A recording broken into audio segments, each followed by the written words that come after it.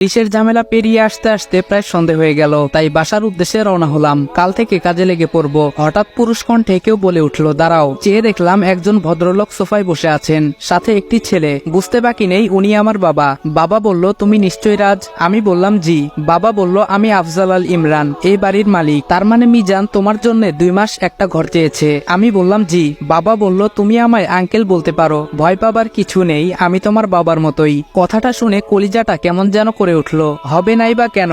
নিজের বাবা বলছে উনি নাকি আমার বাবার মতো। যাই হোক, এসব ভেবে লাভ নেই। আমাকে আমার লক্ষ্য থেকে সরে যাওয়া যাবে না, কিছুতেই আমি দুর্বল হব না। বাবা বলল, এই হলো আমার ছেলে আশরাফ আল ইরফান। আমি বললাম, আসসালামু আলাইকুম। ভাইয়া বলল, ওয়ালাইকুম আসসালাম। তখনই একটা ফোন আসায় ভাইয়া বেরিয়ে চলে গেল। বাবা বলল, তা রাজ, আমি শুনলাম তুমি নাকি তোমার আন্টিকে কিছু শর্তের কথা বলেছো? আমি বললাম, না আঙ্কেল। বাবা বলল, মানে? আমি বললাম, আসলে আঙ্কেল, ওইগুলো আমার শর্ত নয়, অনুরোধ। বাবা বলল, কিন্তু কেন? আমি বললাম, এখন আমি কিছু বলতে পারবো না, যদি আপনাদের কোনো সমস্যা হয় তাহলে বলে দিতে পারেন। বাবা বলল, ওকে, শান্ত হও। মিজান আমার কাছে রিকোয়েস্ট করেছে, তা তো আমি ফেলতে পারি না, তাই তুমি এইখানে নিজের বাড়ির মতো থাকতে পারো। আমি বললাম, ধন্যবাদ। এই বলেই চলে এলাম, কারণ তাদের সামনে দাঁড়িয়ে আমার মিথ্যা বলতে ভালো লাগছে না মোটেও। নিজের ল্যাপটপটা অন করে কিছু মেইল দেখতে লাগলাম। এর মধ্যে কে যেন বাইরে থেকে দরজায় নক করছে। শুনে ঘাবড়ে গেলাম, কারণ কার্ডটা আর কিছু সরঞ্জাম এখনো রুমে এলোমেলো হয়ে আছে। তাড়াতাড়ি এইগুলো গুছিয়ে জিজ্ঞেস করলাম, বাহিরে কে? আরু বলল, ভাইয়া আমি। বুঝতে পারলাম আমার কলিজার বোন, কিন্তু এত কাছে থেকেও তাকে আদর করতে পারছি না। জড়িয়ে ধরে কান্না করতে ইচ্ছে হচ্ছে, তাও পারছি না। আরু বলল, ভাইয়া। ওর ডাকে ঘোর কাটলো। আমি দরজা খুলে দেখি আরু কোমরে হাত দিয়ে দাঁড়িয়ে আছে। আরু বলল, কি করেন রুমের ভেতরে? কখন থেকে ডাকছি? আমি বললাম, তুমি নিশ্চয় জানো আগামী 2 মাস এই রুমটা আমার, আর এইখানে কারো প্রবেশ নিষেধ। আরু বলল, জানি বলেই এসেছি। এই রুমে আমার কিছু জিনিসপত্র আছে, ওগুলো নেব।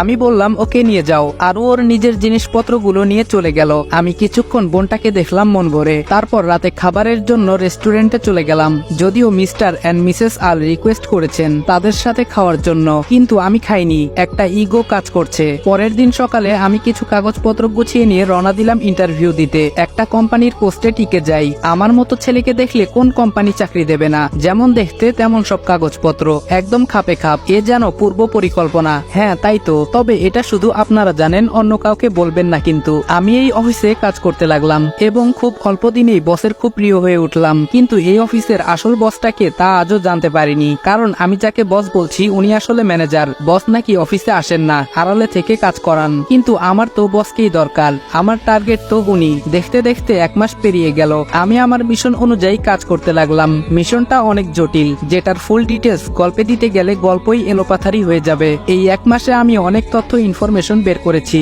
যেগুলো আমার মিশনে কাজে লাগে, কিন্তু কোনোভাবে অফিসের বসের কাছে পৌঁছতে পারিনি। এমনকি জানতে পর্যন্ত পারিনি বসের নামটা কি। যিনি আমার বস অর্থাৎ ম্যানেজার, উনি নিজেও নাকি বসকে চেনে না। কি মুশকিল বলুন তো। আজ অফিস থেকে বাড়ি ফিরে দেখি বাড়ি ভর্তি মেহমান বসে আছে। বাবা মা ভাইয়া ওনাদের সাথে কথা বলছে, আপ্যায়ন করছে। মেহমানদের মধ্যে একজন পুরুষ আর একজন মহিলা, আর আমার বয়সী একটা সুদর্শন ছেলে বসে আছে। দেখে বোঝাই যাচ্ছে বিয়ের সম্বন্ধ নিয়ে কথা চলছে। তারপরই আমার মনে হলো, আরে আমার বোনের বিয়ের কথা হচ্ছে মনে হয়, এজন্যই ওনারা এসেছেন। তাই পাশ কাটিয়ে উপরে চলে যাচ্ছিলাম, পেছন থেকে এক ভদ্রলোক বলে উঠলেন, মিস্টার আল, এই ছেলেটাকে তো চিনলাম না। বাবা আমাকে কাছে ডাকলেন। বাবা বললেন, রাজ, এদিকে আসো। এই হলো রাজ, আমাদের বাড়িতে 2 মাসের জন্য ওর একটা কাজে এসেছে। ভদ্রলোক বলল, ও আচ্ছা। আমি ওনাদের সাথে কৌশল বিনিময় করে চলে আসছি। সিঁড়ি দিয়ে উঠতে যাব, এমন সময় দেখতে পেলাম যেন আসমান থেকে কোনো পরী নেমে আসছে আমার রাজকন্যা বোনটার সাথে, আর অন্য পাশে ভাবি। কিছুক্ষণ তাকিয়ে থেকে রুমে চলে এলাম, আর বসে বসে ভাবছি, মানুষ তো এসেছে আমার বোনের হবু শ্বশুর বাড়ি থেকে, তাহলে ওর এইভাবে সাজার কি আছে?